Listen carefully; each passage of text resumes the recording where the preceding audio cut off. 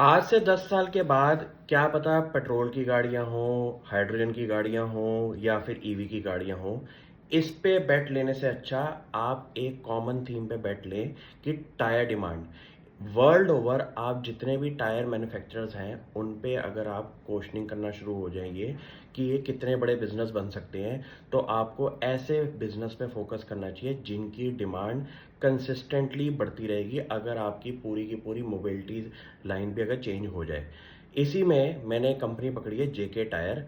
Company की पूरे world के अंदर 12 मैन्युफैक्चरिंग फैसिलिटीज़ हैं और मेन फोकस कंपनी का इंडिया के अंदर है और उनका एक सेपरेट काम है मैक्सिको रीजन के अंदर भी। यहाँ पे कंपनी एक तकरीबन तकरीबन 34 मिलियन टायर्स एक साल में बनाती है।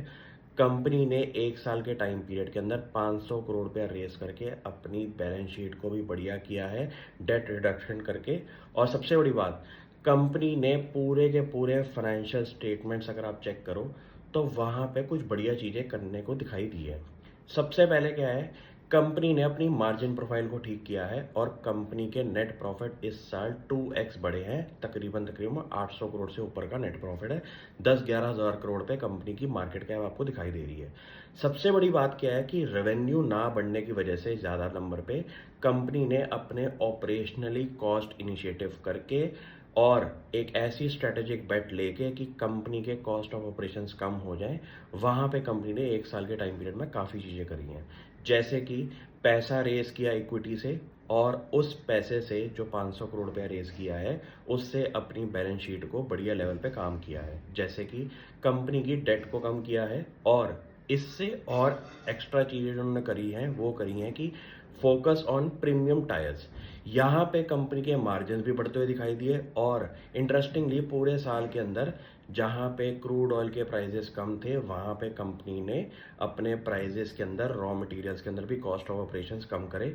ये करने से कंपनी की प्रॉफिटेबिलिटी के अंदर बहुत बड़ा जंप आया।